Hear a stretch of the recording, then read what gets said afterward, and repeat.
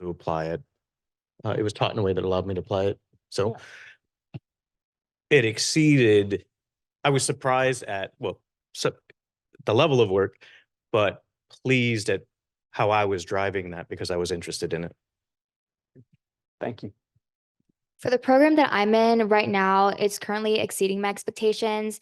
I am also a double dog and I graduated as a cadet in 2023. And the goal was to leave South Carolina, go to a different program and kind of do something else. And I visited 7 different schools and none still didn't have the same like home family feeling as this one does. The faculty are amazing.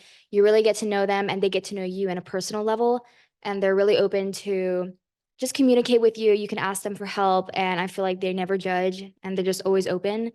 And they really make effort to connect with the students. And I love it.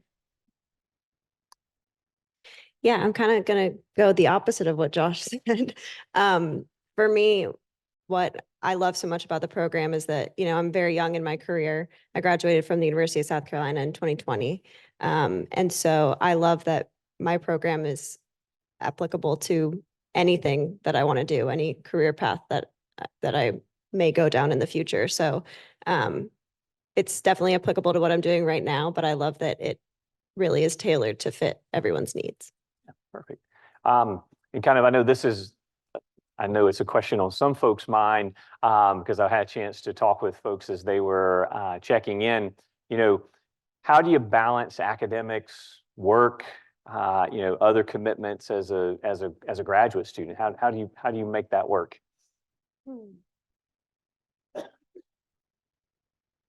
I mean, it sounds cliche, but time management is crucial, which is obvious. But I think just really prioritizing. I personally like to get all of my stuff done earlier on in the week so that I can kind of go into the weekend knowing that I don't have anything to worry about, even though I believe most classes, all of your assignments are due on Sunday night, at least for online programs. But I prefer to get everything done earlier on in the week so that I can kind of prioritize that and then focus on everything else that I need to work on. So with my program being an in-person style, I did find it hard in the beginning because it's the evening classes. We're there for 2 hours and 45 minutes. And being here basically all day because I do work full-time hours in the service learning center. I'll be there from 8 to 4. And then at one point I had 4 to 6:45 and then 7 to 9:45. And I was like, wow, that's kind of a lot. But it's something that if you really want to do, you'll make it work. And honestly, just having things written down, I love checking things off. That way you feel that sense of accomplishment. And once I kind of got into the groove of things, making sure I was on it and not leaving things till last minute. So even though you might feel kind of tired, you get used to that feeling and just keep leaving things to last minute. So getting things done in an early time, as she said, helps a lot. And just remembering the why that you're here, it keeps you focused and goal-oriented, which helps me. I have a bad habit of, like, when given an assignment, I think of like the grandest thing that I can do, and I find myself way down the rabbit hole. I appreciated that, which created extra work, as I said a moment ago, for myself. I appreciated that all of it was very well organized. I knew what to expect. And so, as Dorian said, I started early to make sure that I had enough time to complete the things that I wanted to. But I personalized my education in that way. Like I did those projects because they interested me and applied the work. So. Yeah, perfect. And just to add to that, you know, the time management is definitely important. And if you're in one of the programs that are online, that are the asynchronous, you know, yes, you have until that Sunday evening, but you don't want to wait until that Saturday before, because you may want to communicate with your faculty member between the previous Sunday during the week until the assignment is due. So again, as Dorian said, you know, start on it sooner rather than later. So you know, Greg, can I also just go ahead? say Yes, absolutely. The faculty was also very, very understanding and personable. I had, you know, you build those relationships with those advisors and faculty members, and I found that aided when there were scheduling pieces that were considerations. Yes. So Josh, since you have the mic, What are there any resources or student support services that you found beneficial as a grad student? My advisor, absolutely, just the faculty. You'll hear that from a lot of students and hopefully say it yourselves, but the faculty were fantastic in the library for sure. Library, faculty, and your peers, honestly. I kind of go through my peers first, then together we kind of figured out, check the library for the extra resources, and then always end up with our professor, and then they can have a better direction for guiding us. Yeah, I'm gonna second the faculty for sure. My advisor has been amazing with me. Like I said, graduated in 2020 from USC, and so I didn't get my graduation ceremony. So it was super important to me to figure out my course schedule going forward so that I would be able to walk at graduation this upcoming May. And so my advisor and I made it happen. And so they've been amazing. And all of my professors, if I have any questions about an assignment or anything, you can reach out to them pretty much at any time of the day. Perfect. Thank you. Does anyone have any questions from the audience? Happy to take questions from the audience. If not, I'll continue. No questions. Quiet audience. Any questions in the chat? Yes, go right ahead.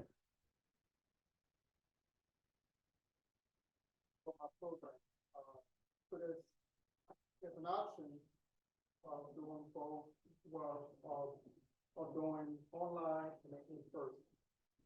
Can you do both as a student for that program, or you have to do either or? What's your program? Military Affairs. You can. Most students do one or the other. Now you can work with your faculty member though, and if there's one semester maybe an in-person course works better for you than an online. So there is an opportunity to do that, but most students typically either are in the online space or the in-person space. Any other questions? Yes, sir.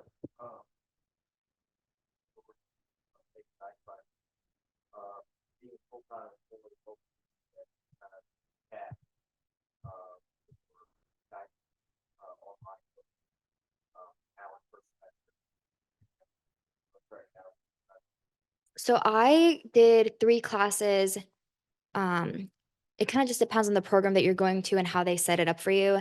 So the program that I'm in, if I'm doing full time, which I'm a full time student, it's 3 hours and a half years.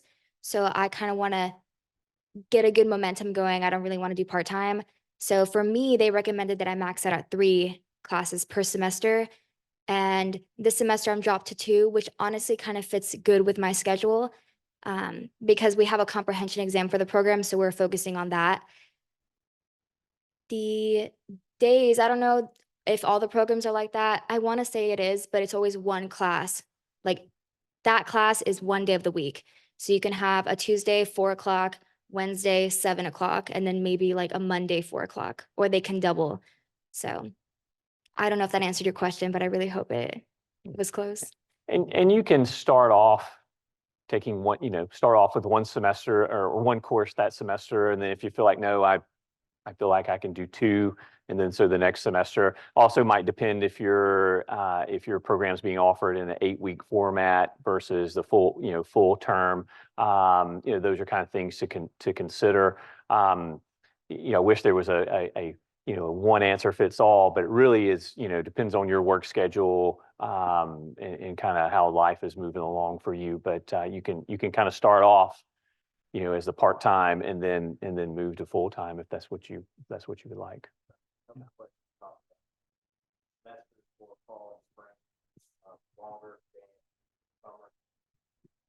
What's your program? The MBA. So MBA is an 8-week format. And so you have 2 8 weeks in fall, 2 8 weeks in spring, and then there's basically 3 semesters during the summer that you can take courses with. The summers are actually 7-week courses versus the 8 weeks, so just a little shorter, but not by much. Yeah, good. Correct.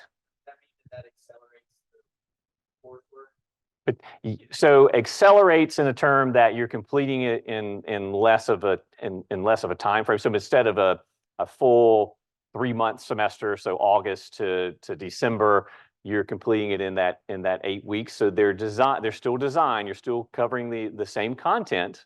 So you do put more time again outside the class. They're not cutting off any of the learning outcomes.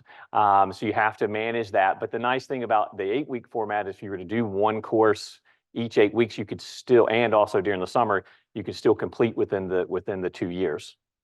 I will But add you on, can complete sooner if you do 2 courses each 8 weeks. Go ahead, Dwayne. I'll add on to that. Like what I'm doing this semester is I'm taking one full 16-week course and then 2 8-week courses on top. So the 16-week class moves a little bit slower because there's more time, obviously. So it doesn't feel quite as overwhelming as taking 2 8-week classes at once. So I've found that has been really helpful. Perfect. We've got, absolutely.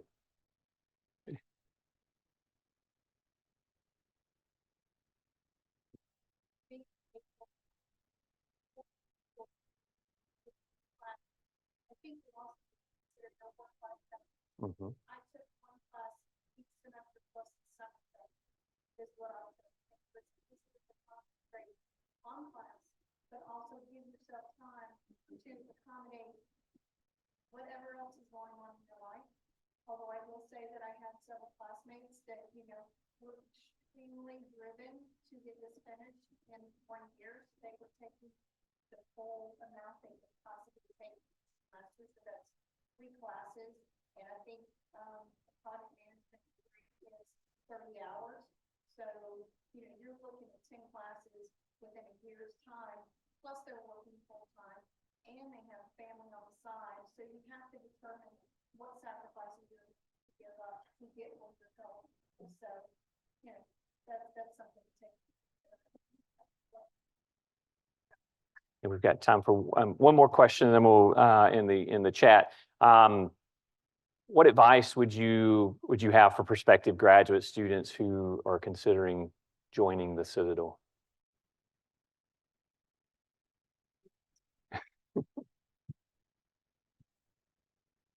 The connections that you hear about for the core, they live here. The Citadel family is real. And even if you're in an online program, I think that the connections that I have and the relationships that I built with my classmates as we did work together, again, from the faculty to the relationships, it is a very close bonding experience if you want it to be. If you want that less, not so much. But I would say, like, it is absolutely a perk and a plus that I value.